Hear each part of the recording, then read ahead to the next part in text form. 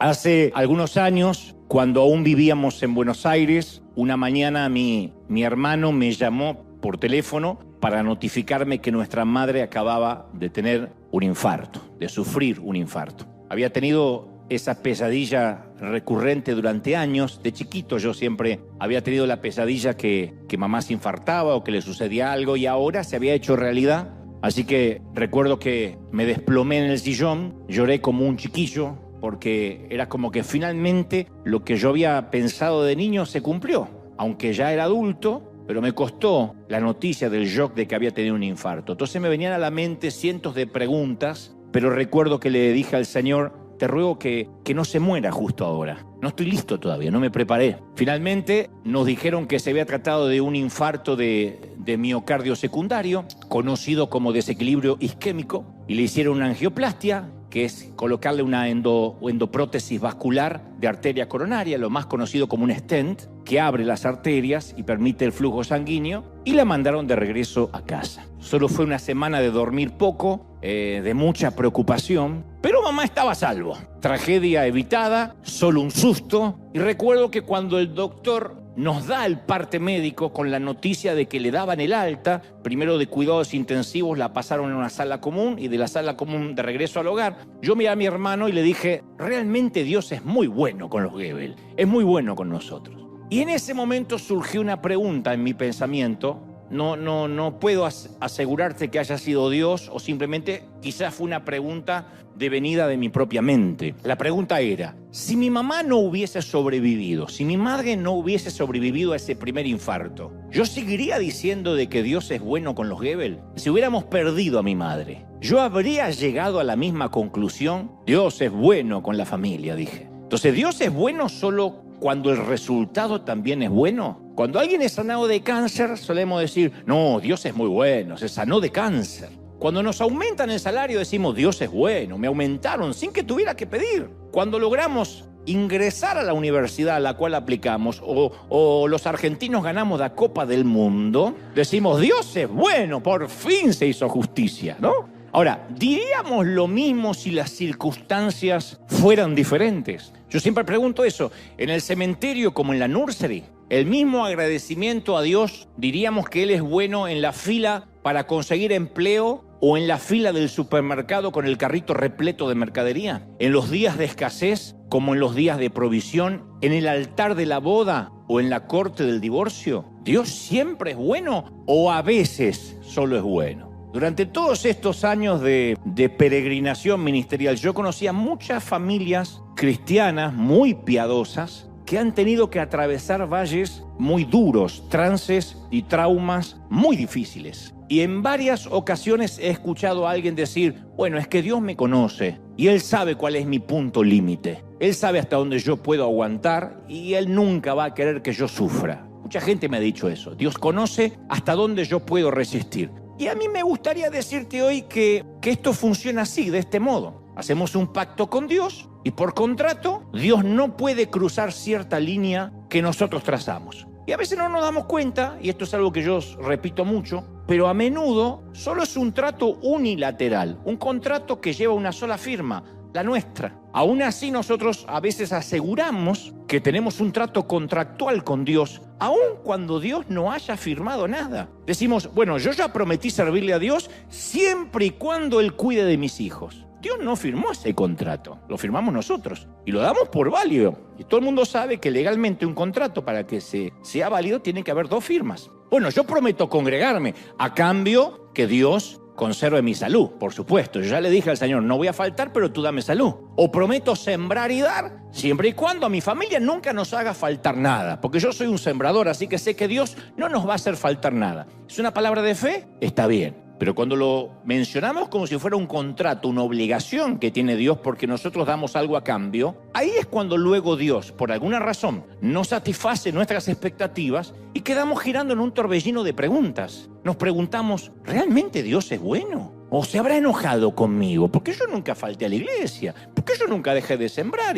Y ahora me toca esta enfermedad, o esta quiebra, o me están echando, o no me renuevan el alquiler, o estoy por perder la casa. ¿Será que Dios se fumó? ¿Será que su poder es limitado? ¿Será que lo superó el diablo en esta ocasión? ¿Que el diablo fue más fuerte? Por eso la pregunta de hoy es, ¿qué pensamos de Dios cuando la vida no es buena? O lo bueno que quisiéramos que sea. ¿Qué pensamos de Dios? Cuando José le descifra el sueño al faraón, le dice, van a llegar 7 años de un hambre tan intensa que hará que la gente se olvide la prosperidad de Egipto. El hambre va a destruir la tierra. Ese era el sueño que tuvo faraón. La hambruna será tan grave que va a borrar el recuerdo de los años buenos. Y el haber tenido 2 sueños similares, faraón, significa que son acontecimientos decretados por Dios y él hará que ocurran pronto. Entonces José descifra el sueño del faraón y le dice que ambas épocas, la de la abundancia y la de la escasez, ambas están bajo la jurisdicción divina, bajo el paraguas de la jurisdicción divina. Ambas habían sido decretadas por Dios, la prosperidad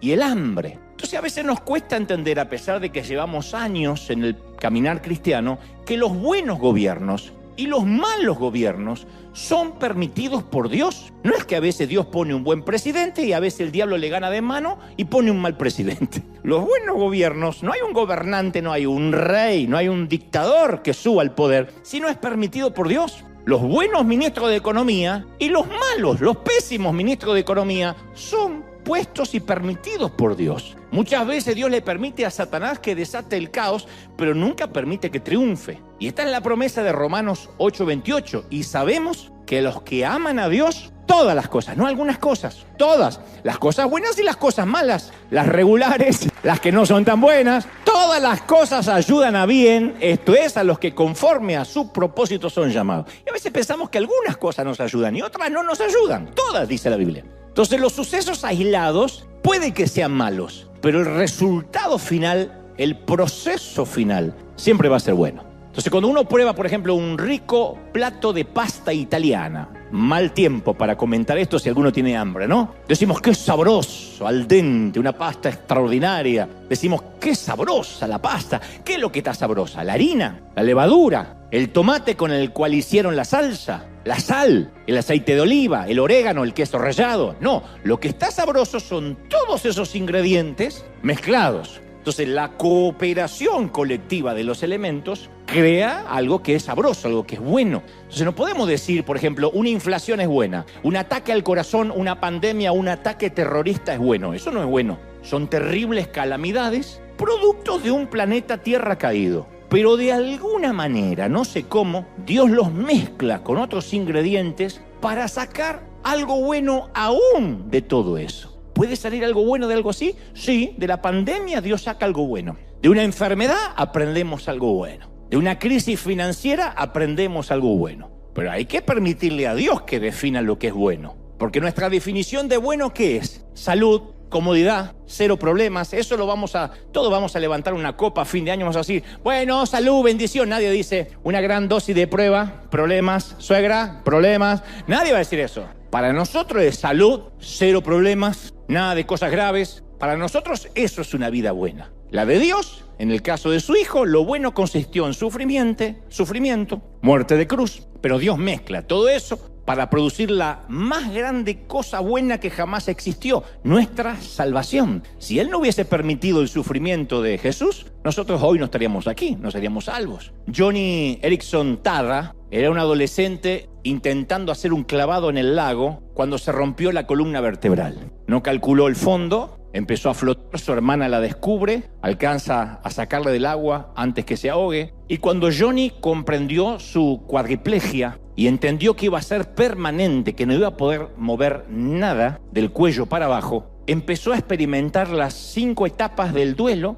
que dicen que experimentamos todos derivados de una tragedia o de un dolor profundo. Primero la negación. Todos negamos al principio. Decimos, no, ¿cómo es posible que esto sea voluntad de Dios? No puede ser. Esto no puede ser voluntad de Dios. Esto es el diablo que metió la cola. Uno primero lo que hace es negar. Esto no puede ser de parte de Dios. Después el enojo, la ira. No sé para qué le hablo a Dios, no sé para qué estoy orando, si Él jamás me escucha, si parece que está enojado, no entiendo para qué me congrego, no entiendo para qué voy a la iglesia, tanta fidelidad para nada. La ira es lo segundo. Lo tercero es la negociación. que es ese contrato unilateral del que te hablé recién. Bueno, Dios permitió este accidente para probar mi fe y mi paciencia, pero estoy seguro que cuando aprenda mi lección, voy a sanarme y voy a caminar. Uno empieza a decir cosas en el afán de negociar que a lo mejor necesariamente no lo está diciendo Dios. Después viene la depresión. Johnny le suplicó a una amiga que le administre una dosis de pastillas para morirse, no quería vivir más. Y finalmente ella llega a la fase de la aceptación y dice: aunque el propósito del diablo con mi minusvalidez quizás fue hacer naufragar mi fe, yo estoy convencida que el objetivo de Dios es sacar algo bueno de todo esto.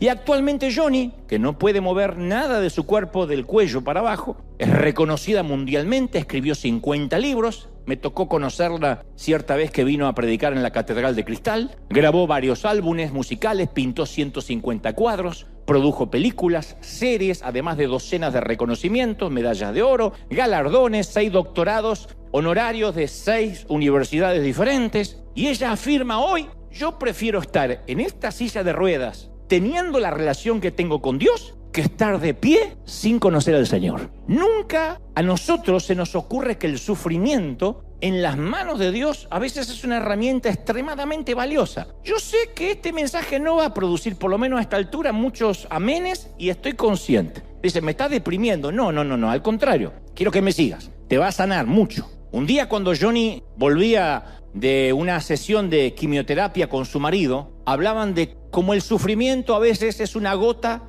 que salpica desde el infierno. Ella dice: a mí me parece que este sufrimiento a veces es una gotita del infierno que nos salpica. Entonces su esposo detuvo el auto y le dice: ¿y cómo crees que son las gotas que salpican desde el cielo entonces? Las gotas que nos salpican desde el cielo, ¿qué son? Los momentos de nuestra vida cuando todo va sobre ruedas, cuando sale todo como lo habíamos planificado, cuando tenemos salud óptima. Y ambos concluyeron que no. Una gota que salpica el cielo es encontrar a Jesús en la gota que salpica del infierno. En ese sufrimiento, encontrar a Jesús. Dijo Johnny: encontrar a Jesús en un infierno es maravilloso y no lo cambiaría por nada. Y ustedes dirán: ¿y de dónde saca Johnny, esta muchacha, esa conclusión? Ese fue el mensaje de Jesús. Cuando sus seguidores divisaron a un ciego, a la orilla del camino le pidieron a Jesús una explicación. Le dijo: ¿está enojado Dios porque él es ciego? ¿Quién pecó? ¿Quién tuvo la culpa? ¿El ciego o sus padres o sus abuelos? ¿De quién era la culpa? Y la respuesta de Jesús ofreció una opción superior. Le dijo: el hombre quedó ciego para que las obras de Dios se manifiesten en él. O sea, hay cosas que ocurren para que la gloria de Dios se manifieste. ¿Me siguen, sí o no? Ahora, nosotros tenemos que decidir si confiamos en Dios o nos alejamos de Él. Pero a veces te aviso, Él va a cruzar la línea. Uno dice: no, si yo me congrego y soy fiel, y si yo soy fiel con mis ofrendas y escucho los mensajes de Dante, eso sí o sí me lleva al cielo. No, Él va a cruzar la línea. En algún momento Dios va a permitir algo. Ustedes dirán: eso no me alienta, pero te mentiría si fuera lo contrario. Hay un momento en la vida que nosotros vamos a tener que tomar una decisión. Porque nuestras vidas están en las manos de Dios, ¿sí o no? Pero Él no ha hecho ningún trato, no nos ha dicho que de este lado del sol iba a ser un paseo por el parque. Él nunca nos dijo que de este lado de la eternidad éramos inmunes al sufrimiento. Él nunca nos dijo, como te dije hace unos domingos atrás, que nuestros hijos no iban a pasar por etapas de rebeldía. Él nunca nos dijo: si me tienes a mí en el corazón, tu matrimonio va a ser siempre perfecto, tu marido ni siquiera va a eructar en la vida, nunca va a tener mal aliento, tu mujer va a ser una divina total, una dulce, una cenicienta reencarnada. Nunca dijo eso. Eso te lo habrá dicho algún pastor timador para sacarte más dinero a cambio de un pacto, pero eso no lo dijo Dios. Los timadores dicen: haga un pacto con Dios, pacte con el Señor, traiga $1000 y Dios le va a dar salud. Eso lo dicen los timadores, los estafadores, no Dios. Entonces, muchas veces la vida gira de manera imprevista y de pronto nos toca hacer algo que jamás previmos. No digo que va a pasar sí o sí, pero quiero alertarte que esto es la vida. ¿Cuánta gente de aquí de la congregación le ha tocado seleccionar un ataúd, planificando un funeral, imaginándose la vida sin ese ser amado? Y sería mentiroso de mi parte decirte: eso no va a ocurrir, nadie se va a morir jamás de los tuyos. Un buen día casi no podemos levantarnos de la cama porque sentimos que tocamos fondo. Esto nos pasa a todos. Yo me crié en una iglesia donde decir estoy triste era admitir que teníamos un espíritu, un demonio de depresión. Pero hay temporadas, todos, que lo único que queremos es que el día pase rápido para regresar a la cama. Y no porque seamos vagos, sino porque tenemos una tristeza que no se nos va, porque atravesamos un momento difícil. Y a veces vivimos como si estuviésemos en un coma emocional. Hacemos las cosas automáticamente, enviamos a los chicos al colegio porque los tenemos que enviar, preparamos la cena, lavamos la ropa o lo que tengamos que hacer o vamos a trabajar, pero sentimos que estamos en un coma. Y la verdad es que la mayoría de nosotros pocas veces alcanzamos en la vida, estoy hablando, en la vida terrenal, la cima, la cumbre. Que uno dice, estoy en el mejor momento de mi vida. Sí, a lo mejor cuando nos enamoramos, cuando nos aumentan el salario, cuando nace un hijo, cuando la suegra dice que no va a regresar nunca más y va a vivir en Tanzania. Pero luego, en la vida, vamos alternando entre, media altura y a veces tocando fondo. Pero muy poca gente va por la vida diciendo, estoy feliz, está drogado, no feliz. Y en muchas ocasiones nuestro mundo, insisto, va a media altura y a veces tocamos fondo. Un hermano nos llama con la noticia de que mamá se infartó, el mercado inmobiliario se desploma, los resultados de los exámenes del laboratorio detectan cáncer y antes que nos demos cuenta nos sentimos en el fondo del foso. Entonces, la vida, como decía hace unos momentos, antes de conectarnos con el resto del mundo, la vida a veces, en algún momento nos pone pata para arriba. No tiene que ser un cáncer necesariamente, pero a veces una decepción, un dolor, y de eso no se escapa nadie. De cuando el mundo parece que se gira. Ni la esposa que descubre que su marido tiene un romance, ni el hombre de negocios cuyas inversiones son malversadas por un colega deshonesto, ni el adolescente que descubre que una noche de romance o de pasión o de lujuria dio como resultado un embarazo no deseado, ni el pastor agotado que a veces quiere irse lejos y abandonarlo todo y dice estoy cansado de la gente, estoy cansado de hacer lo mismo. No creerán la cantidad de pastores con los que yo me hablo que dicen estoy deprimido, estoy cansado, estoy harto, siempre tengo que sonreír, siempre tengo que dar fuerza, la gente no me permite que yo ni siquiera pueda tomar un descanso, una tregua. Seríamos unos ilusos si creyéramos que alguno de nosotros somos invulnerables. Pero seríamos igualmente ilusos si creyéramos que el mal finalmente va a triunfar sobre el bien. Porque Dios siempre recicla las malas temporadas para convertirlas en algo bueno. Esa es la promesa que te tienes que llevar. Las va a reciclar. ¿Lo crees, sí o no? Pero en algún momento todos nos vamos a encontrar en esa intersección ante esa pregunta. ¿Dios es bueno cuando la vida se pone fea? Eso es lo que el Señor quiere que nosotros entendamos de una buena vez. Él sigue estando en el trono, aunque tengamos un pésimo presidente, un mal gobierno, aunque venga una pandemia. Y la respuesta está en el propio Jesucristo. Cuando Él caminó en esta tierra, Él no se aisló del sufrimiento, no pasó por el mundo dentro de una cápsula, no predicó desde una isla desierta, aséptica, libre de dolor, tomó de su propia medicina, jugó con sus propias reglas. Jesús vivió discusiones con su propia familia. Su familia pensaba que estaba loco. ¿Tienes problemas familiares? Jesús los tuvo. ¿Te acusan injustamente? Jesús lo acusaron injustamente, difamaciones crueles y ni hablar de muerte sin sentido. Miremos la cruz. Entonces, Él no nos exige nada que no haya experimentado Él mismo. Y solo nos da una explicación. ¿Cuál es? Aunque no entendamos lo que nos pasa ahora, Él sigue siendo bueno. Dice, pensamientos de bien tengo para ti y no de mal.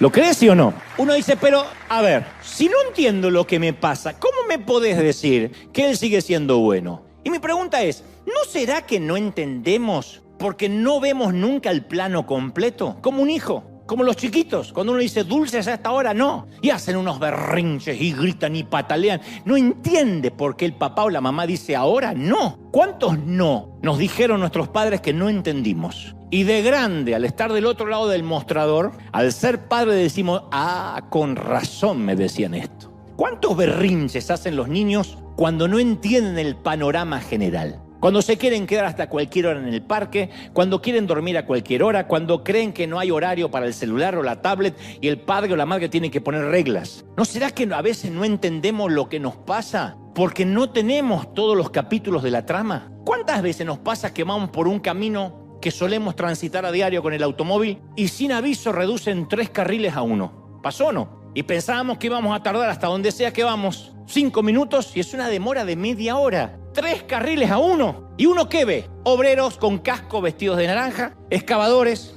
excavadoras, camiones, carteles de desvío, muchos conductores rezongando. Y la mayoría de nosotros la única información que tenemos es lo que estamos viendo. Es un desvío. Nos preguntan nuestros niños, ¿qué pasa? Y están arreglando o construyendo algo. ¿Qué arreglan? ¿Qué construyen? Ni la menor idea. ¿Por qué lo hacen a esta hora? Menos todavía sé. Pero lo único que sabemos, están construyendo algo. Llegaste tarde. Y es que están arreglando. ¿Qué? No sé. Pero están construyendo algo. Lo único que hicieron, nos desviaron. Pero quienes trabajan ahí en ese proyecto vieron los planos, saben qué están haciendo y saben cuánto se van a tardar. Los que no sabemos cuánto se van a tardar somos nosotros. Y esto va a tardar varios días. Ellos llevan un mes arreglando. ¿Arreglando qué? No tengo idea. El mundo, por lo que están tardando, debe estar arreglando el planeta. Porque los que no tenemos más información, solo sufrimos la demora, el desvío, y a lo sumo decimos en voz alta, ¿de verdad? Ahora tienen que arreglar la calle, no lo pueden arreglar a las 3 de la madrugada. A la hora del colegio arreglan la calle. Y en la vida actuamos de igual manera. Señalamos a nuestro hijo enfermo, señalamos las muletas, la hambruna, la crisis, la quiebra y decimos, ¿de verdad?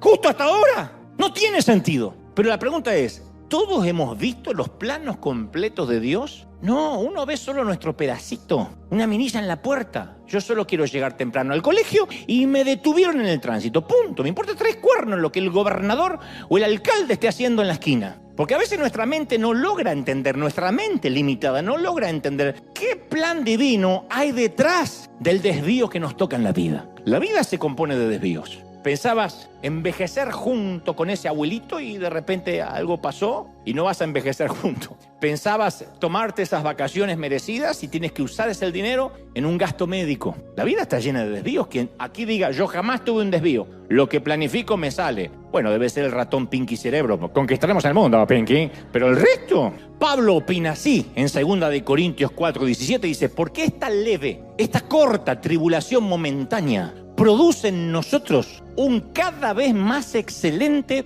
peso y eterno peso de gloria? Le dice, esta leve tribulación. ¿De qué está hablando Pablo? ¿De una semana? ¿De un mes? Está hablando de la vida. Vamos a suponer que alguien te invita a tener las vacaciones soñadas, todo pago. Elige el lugar que quieras en el mundo. Puede ser Cancún, puede ser Tijuana, a donde quieras ir. Para gustos, cada uno va donde quiere. Donde quieras ir, Ibiza, Italia, no sé, Tierra Santa, Argentina, donde quieras ir. No dije Tierra Santa o Argentina, Tierra Santa, Argentina, ¿no? Una isla paradisíaca con la comida, las actividades que te gusten, pero hay una única condición. Durante el vuelo a la isla, quien te vende el paquete te dice, durante el vuelo a la isla siempre, por una cuestión de vientos cruzados, hay unos 5 minutos de turbulencia en el avión. Nada grave, todo el mundo llega. Pero hay muchos vientos cruzados para llegar a esa isla del Caribe y de manera que el avión se va a mover 5 minutos, le quiero avisar. ¿Quién diría no a las vacaciones para no pasar esa turbulencia de 5 minutos? Un pequeño movimiento no es nada comparado con las vacaciones pagas. Le preguntaría, ¿me está diciendo que yo tengo vacaciones pagas durante un mes con tenedor libre, comida libre, todo lo que quiera comer, todo lo que quiera tomar? Y puedo hacer lo que quiera, pero solo me toca aguantar 5 minutos de turbulencia en algún momento en la altura crucero del avión. Así es. Bueno, en el reloj de Dios estamos justo en el medio de una turbulencia que se llama vida. Comparado con la eternidad, ¿qué son 70, 80, 90 años? Una turbulencia de 5 minutos. 80 años es una turbulencia.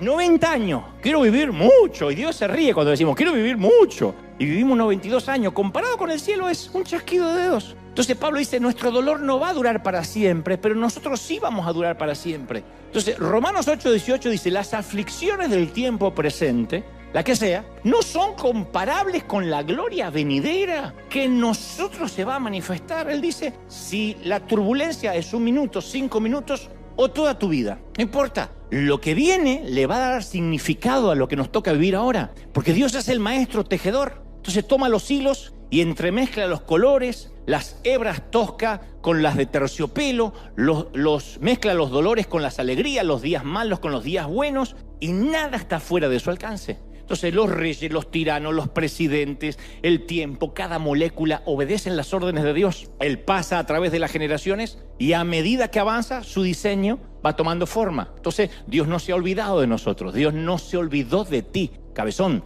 Dios no se olvidó de ti. Dios te ama tanto que te tiene en un ambiente controlado. Pero a veces Dios nos lleva un tour por el fondo para que lo encontremos a Él. David preguntó, ¿a dónde me voy a huir? ¿Dónde me voy a escapar de tu espíritu? Y luego agrega, ¿a dónde huiré de tu presencia? En el Salmo 139:7. ¿Dónde voy a huir de tu presencia? Dice David. Y acto seguido hace una lista de los sitios donde él encuentra a Dios. Dice, en los cielos, en el Seol, si tomare las alas del alba y habitar en el extremo del mar, aún allí me guiará tu mano, dice, y me asirá tu diestra. Entonces, nuestra versión de este versículo sería, ¿a dónde me voy a alejar yo de Dios? Si me tocara un tiempo en la clínica de rehabilitación, ahí está Dios. En la unidad de cuidado intensivo, ahí voy a tener un encuentro con Dios como nunca antes, mejor que en el templo. En la corte de divorcio, en el refugio para mujeres golpeadas, en la prisión del condado, ahí tú me vas a guiar. No hay un lugar donde nos podamos escapar que no esté Dios. Nunca podemos ir a un lugar donde no esté Dios. Yo escuché a algún predicador decir que Dios no cruza la frontera y no va a Las Vegas, como si Dios le tuviera miedo a los retenes o... Dios no está en Las Vegas, Dios siempre está. Está en Las Vegas, está en los prostíbulos, está en todo sitio. Su presencia manifiesta, no se siente ahí, pero Él está, no hay nada que se escape, no hay nada oculto que no haya de ser manifestado. Y si Él está en todo sitio, está en el cuarto de operaciones de un hospital, en la funeraria, Dios está en cada sitio, dice, ciertamente no está lejos de cada uno de nosotros, dice Hechos 17:27, en cada lugar, en cada sitio. Entonces, ese es el propósito de cada dolor, de cada sufrimiento. Que a veces si no tocamos fondo, Dios no lo permite, no tenemos un encuentro real con Dios. Ahora sé lo que están pensando, yo no necesito eso. Sí, yo puedo encontrarme con Dios igual. No, somos torpes. Apenas nos va bien, oramos mucho menos. Apenas Dios nos bendice, hasta nos olvidamos de dar y de sembrar. Prometemos, Señor, voy a dar un porcentaje para ti, voy a ser un sembrador si me bendice. Nos bendice Dios, lo primero que planificamos es las vacaciones y de última, si nos sobra, le damos a Dios. Somos gente torpe. Bueno, no ustedes, sino los del otro servicio, más que ustedes. Uno tiende a olvidarse. Entonces a veces Dios permite esas temporadas difíciles, donde yo más me he encontrado al Señor fueron esas temporadas álgidas. No los momentos donde yo pasaba al altar y tenía la chiripiorca y oraban por mí. Los momentos más duros, más solos, donde literalmente decía, Señor, no sé ni cómo orar, aquí va mi corazón, estoy quebrado. Eran los momentos donde Dios más me llenaba, donde Dios me decía, por fin, cabezón. Yo siempre digo, Señor, no me enseñes por las malas, yo quiero ya aprender por las buenas. Ya tengo cierta edad, no me gustaría tener un tiempo con Dios a la fuerza, confinado en la cama de hierro de un hospital tras un biombo con sueros intravenosos. Llámame a orar que yo voy. Yo digo al Señor, no me pares a la fuerza. Yo conocía a muchos hombres de Dios que los tiene que detener el Señor a la fuerza para que tengan un encuentro con Él, porque está más interesado Dios en la relación que tengamos con Él que en todo lo que hagamos para Él. Y si Dios nos tiene que detener, nos va a detener, nos va a pegar, nos va a permitir un trancazo en un ambiente controlado. Pero esa turbulencia puede durar toda una vida. Pablo dice, no te preocupes, es una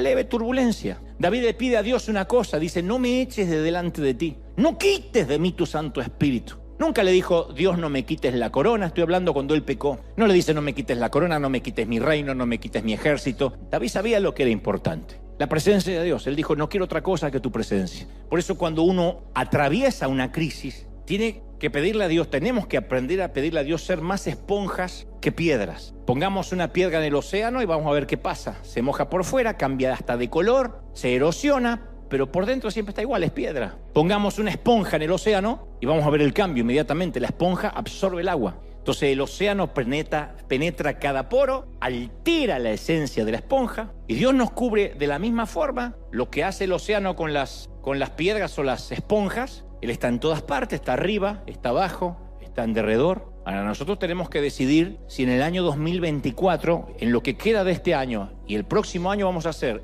piedra o esponja. Si yo fuera un predicador de los modernos diría, dile a tu hermano no seas piedra, cabezón. Pero no te voy a hacer porque por ahí el de al lado no tiene ganas que le hables y yo sé eso. Piedra o esponja, resistir o recibir. Entonces todo dentro nuestro, cuando uno atraviesa una crisis nos dice, endurece el corazón. Huye de Dios, resiste a Dios, culpa a Dios. Dios no tenía que haber permitido eso. Y uno se vuelve una piedra. Ante el mismo océano, algunos son una esponja y dice, voy a aprender de esto. Y otros dicen, no voy a aprender, me voy de la iglesia, no sirvo más. ¿Para qué? No tiene sentido. Pero los corazones endurecidos nunca sanan. Los corazones de esponja sí. Entonces uno tiene que abrir el alma a la presencia de Dios tenemos que aferrarnos a la promesa de Hebreos 13:5. Nunca te dejaré, jamás te abandonaré, aunque estés en el hospital. Mi papá en los últimos días de su vida decía, estaba intentando volver a caminar porque había perdido la sensibilidad de sus extremidades. Y entonces yo me acuerdo que cuando me acercaba a él, que llegaba a visitarlo y él estaba haciendo su hora de ejercicio con un entrenador, él estaba como cantando bajito y yo me acercaba porque mi papá nunca fue buen cantante,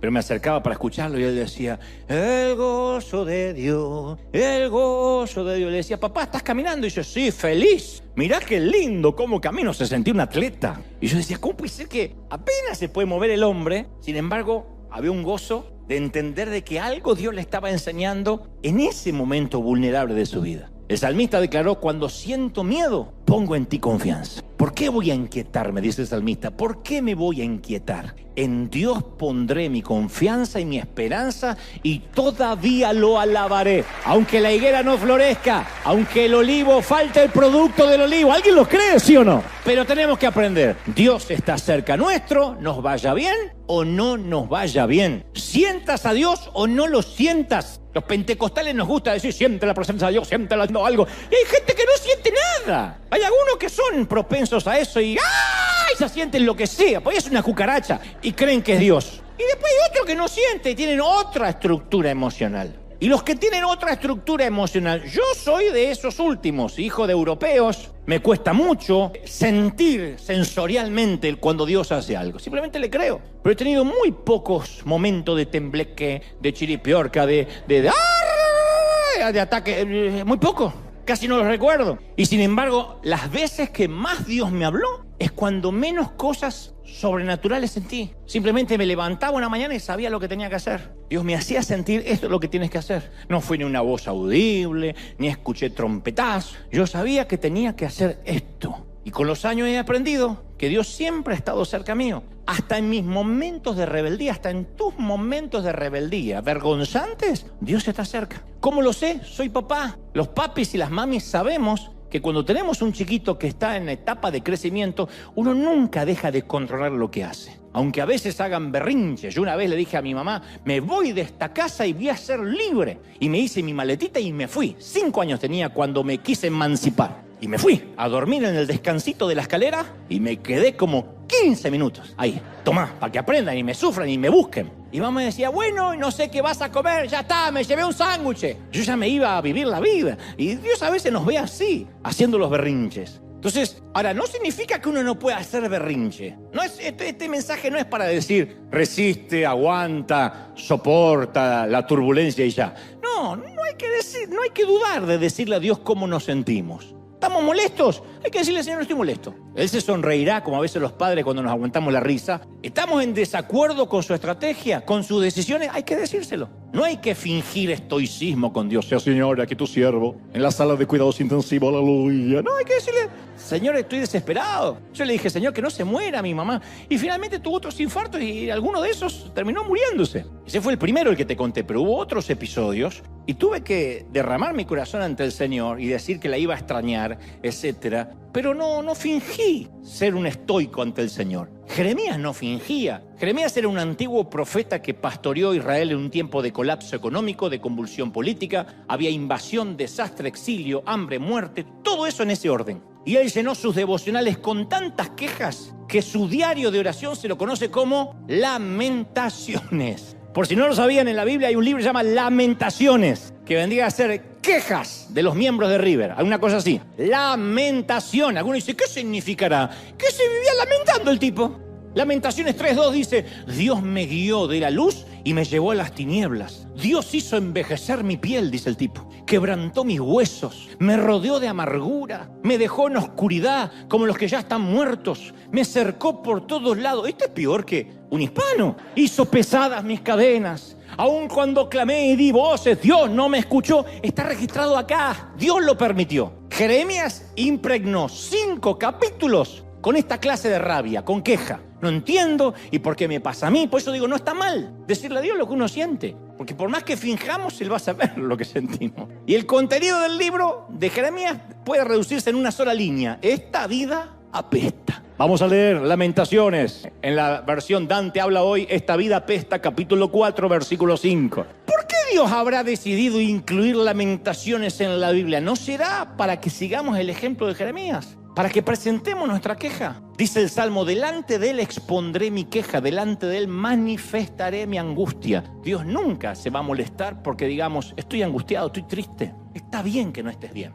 A veces. Está bien. Y otra cosa que tenemos que aprender cuando no estamos bien es a pedir ayuda. Para eso es la iglesia. Donde están 2 o 3 congregados en mi nombre, yo estoy en medio de ellos, dice Mateo 18:20. Esto no es solo, miren, esto no es solo para decir, estamos 2 o 3, vamos a cantar y todo el mundo va a sentir un tembleque. No, esto es Dios diciendo, garantizo mi presencia, si hay 2 o 3 juntos en mi nombre. Garantizo que voy a estar ahí. Una vez Moisés y los israelitas tenían que luchar con un ejército de Amalek y la estrategia de Moisés fue muy poco convencional. Le encargó a Josué que vaya al valle a pelear y él subió a un monte a orar, pero se llevó 2 tipos que lo ayudaran a orar, Aarón y Hur, que le sostenían los brazos, 2 lugartenientes. Josué libraba la batalla física allá abajo y él luchaba en el campo espiritual. Y Aarón y Hur se pusieron al lado de su líder y le afirmaron los brazos. Y los israelitas vencieron porque Moisés no dejó de orar. Y Moisés venció porque había otros que oraban con él y le sostenían los brazos. Entonces,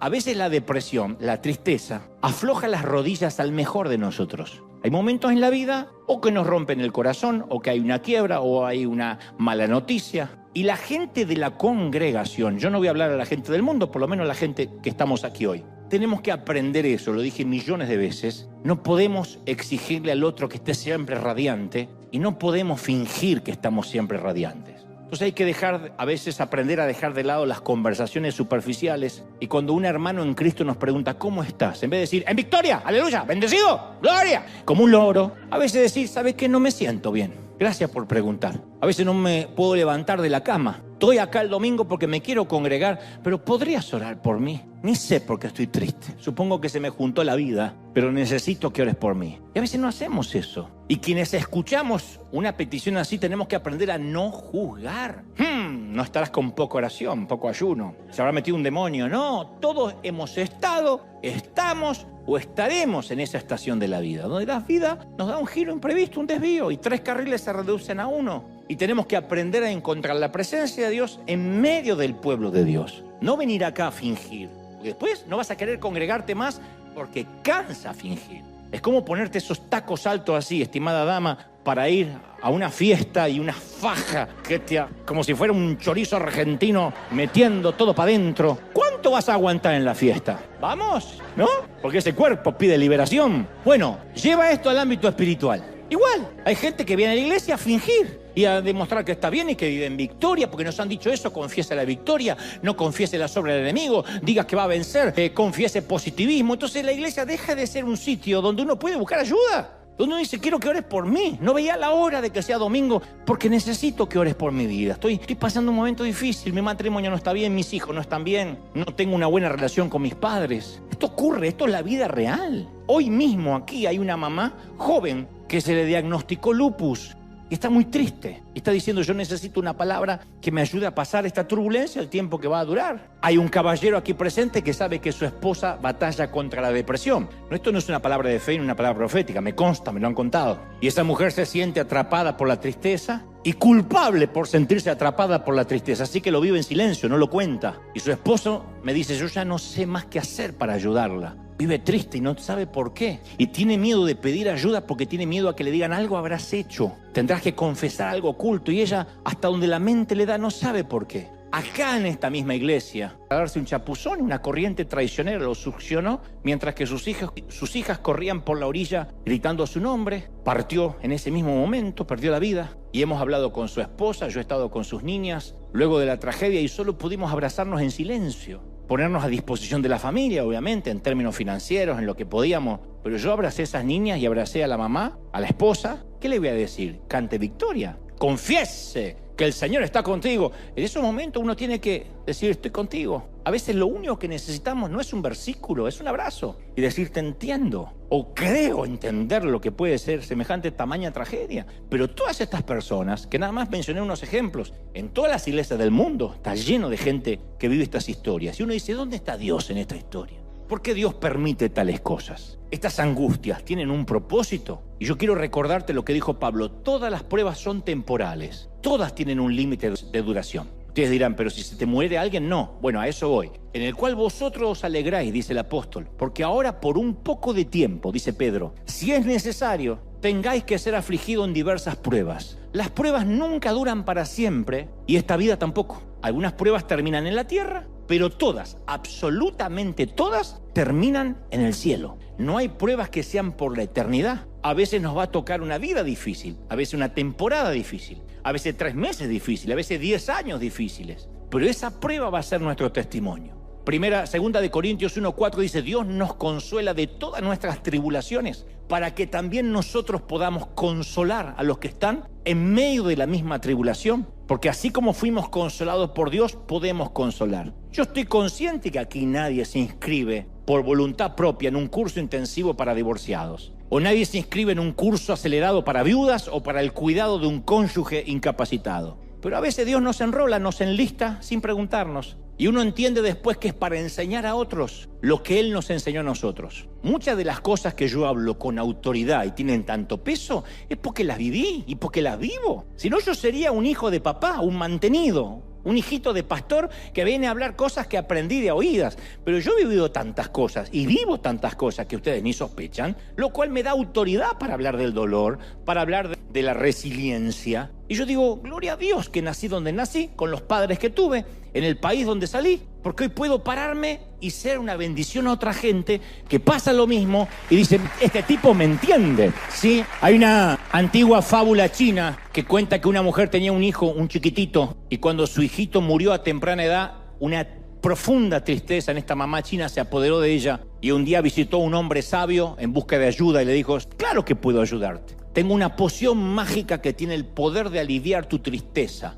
Ve de casa en toda la aldea y procura un grano de arroz de una familia que nunca haya sentido el aguijón de una tristeza profunda. Ella comenzó a visitar una familia tras otra y en toda la aldea no encontró ni una sola familia que nunca hubiese pasado por la tristeza. Así que no pudo obtener el grano de arroz mágico. Pero a medida que los vecinos le hablaban de sus penas, de sus tragedias, de sus infortunios, ella escuchaba y de algún modo empezó a ministrarle. Y según comenzó ella a ser ministrada, empezó a consolar a otros. Y entonces cambió su estado de ánimo y comenzó a sanar su corazón. Entonces a veces nuestro dolor puede llegar a ser nuestro mejor mensaje. Y en lugar de decir, ¿por qué, Señor, pasé lo que pasé este año? Preguntemos, ¿qué, Señor? ¿Qué como esponja puedo aprender de esta experiencia? En lugar de pedirle a Dios que cambie nuestra circunstancia, decirle, Señor, usa la circunstancia para cambiarme a mí. La vida es una materia obligada y tenemos que pasarla todos. Y Dios está actuando en cada uno de nosotros, nos guste o no. Y Él no se complace en herir a la gente y causarles dolor, dice Lamentaciones 3:33. Él no se deleita en nuestro sufrimiento,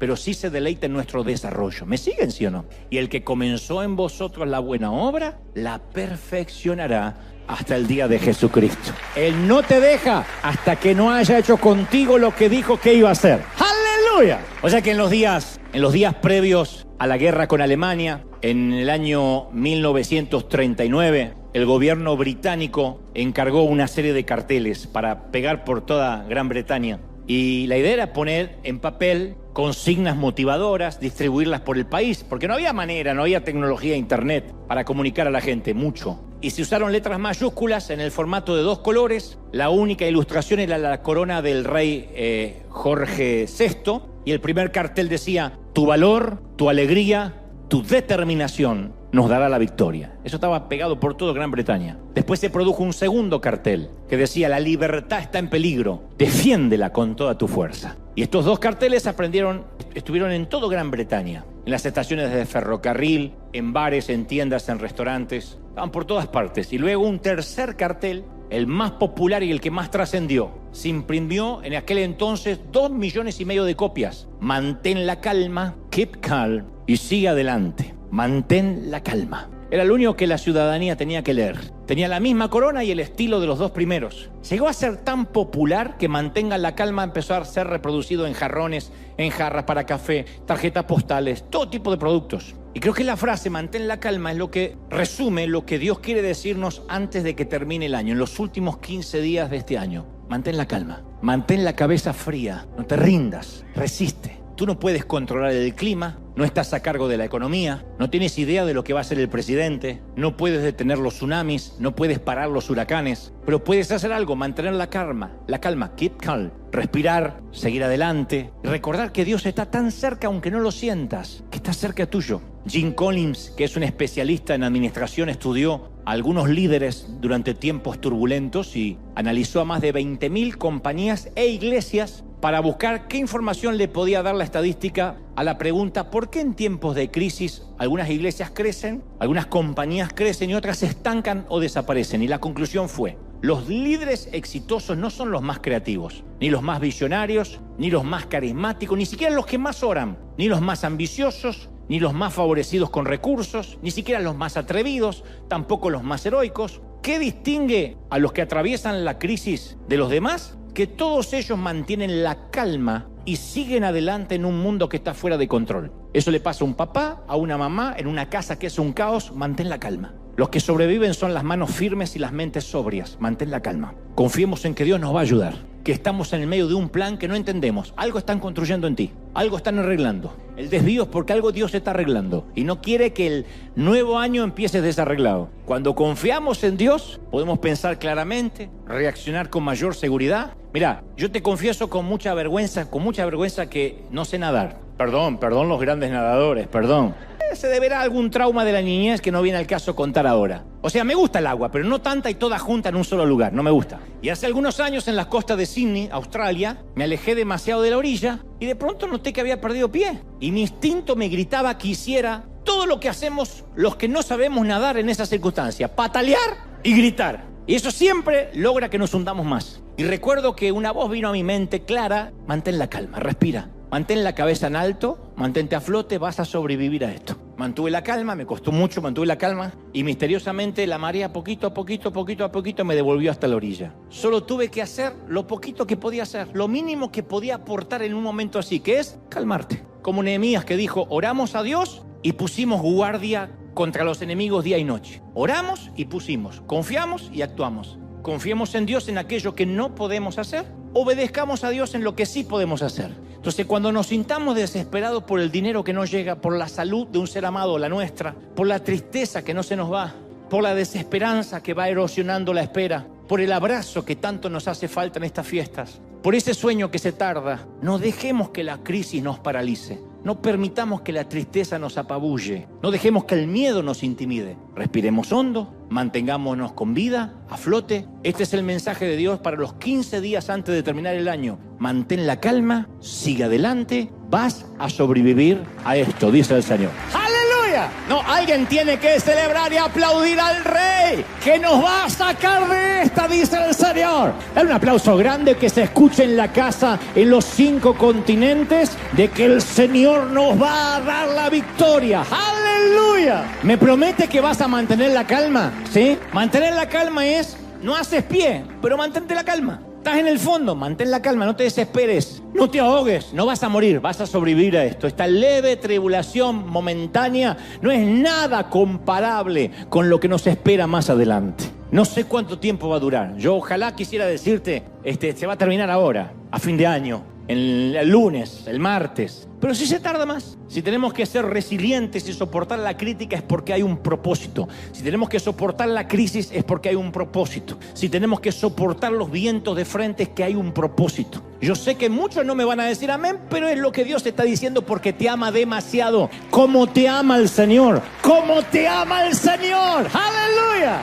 Levanta las manos al cielo todos. Padre, he hablado lo que me has dicho que diga tu ejército. Y en casa también los que están recibiéndote en su corazón. Si hay alguien que dice: Señor, entra a mi vida, perdona mis pecados, este es el momento. Pero aquí hoy, esta mañana, tarde, noche, donde sea que estén viendo y a donde sea que estén recibiendo este streaming, yo te pido, Señor, que la palabra penetre en los corazones. El Señor me dice que te diga: gente maravillosa de River, escribe esto en las tablas de tu corazón. Átalo a tu cuello. Calma, mantén la calma y sigue adelante. Continúa, mantente con vida. Solo respira, náufrago. Solo mantente con vida respirando. Es lo único que Dios va a decirte. Es la única orden que vas a recibir en esta temporada. Y tendrás que confiar un día a la vez. Mañana habrá maná para mañana. Hoy habrá maná para hoy. Pero hoy vas a enfrentar la música de hoy, vas a bailar el vals de hoy con la música de hoy. No puedes enfrentar con las fuerzas de hoy los desafíos de mañana. Hoy vivirás el día de hoy porque el mañana te va a robar las fuerzas del hoy. Y Dios nada más te da fuerzas para un día.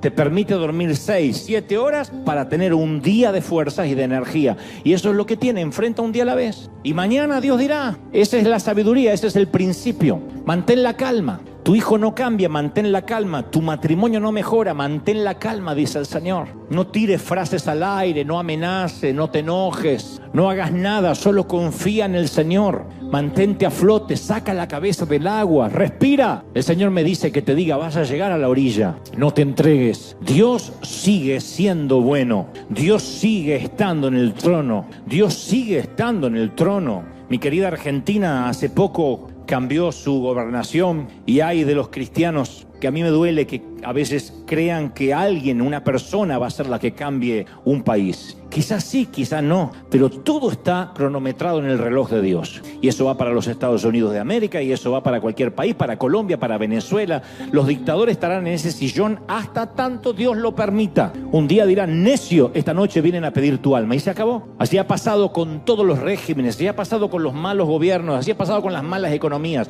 Es confiar en el Señor que Él tiene todo bajo su control, que nada se escapa. Cuanto más nuestra salud, nuestra finanza, nuestra familia. Señor, estamos terminando casi el año. Entramos en los últimos 15 días. Y yo te pido, Padre, que una presencia tuya gigantesca, una sensación que no hemos sentido algunos, venga ahora de manera fuerte. Porque tú siempre has estado cerca, pero ahora regálaselo a tu pueblo. Regálale a estos tus hijos la sensación de ese cobertor caliente, la sensación de que tú estás por encima, debajo, a los costados, rodeando a cada uno de tus pequeños. Padre, esta palabra ha sido predicada, ha sido soltada y yo sé que queda grabada en los corazones. He hablado torpemente donde yo apenas puedo llegar, la mente, pero tú has hablado al corazón. Y nosotros vamos a aportar lo que podemos aportar. Calma, confía en ti, estate quieto, dice el Señor, y confía en Dios. Estate quieto y ve la salvación de Jehová. Estate quieto y ve que yo peleo tus batallas. Yo te estoy controlando, yo no te dejo, yo te amo, dice el Señor. Padre, gracias por esta mañana, gracias por esta palabra. Nos calibramos, nos alineamos conforme tu corazón, sea soltada, sea bendecida, para que resistan. Señor, no permitas que nadie, ninguno de los pequeñitos de aquí jamás se pierda, jamás se enoje contigo. Aférralos a tu mano, sosténlos, Señor, para que confíen más en ti. Confiamos en ti, nos abrazamos a ti. Ahora levanta las manos en alto aquí en casa. Bendigo tu entrada, tu salida, tu acostarte y tu levantarte. Bendigo tu salud, bendigo tus pulmones, tu corazón, tu mente, tus extremidades. Bendigo tu cerebro, bendigo lo que hagas, lo que pienses, lo que sueñes. Declaro que los últimos 15 días del año verás la gloria de Dios. Y aunque las circunstancias no cambien, te transformarás en esponja, recibiendo, llenándote de la gloria del Señor. Lo creo, lo declaro en el nombre del Padre, del Hijo y del Espíritu Santo. Amén y amén. Gloria a Jesús. ¡Aleluya! Un aplauso grande al Rey. Firmes como talón de oso en casa. Nos vemos en la Navidad. Bueno, Nochebuena, domingo que viene. Chau, hasta la próxima. Chau, gente linda.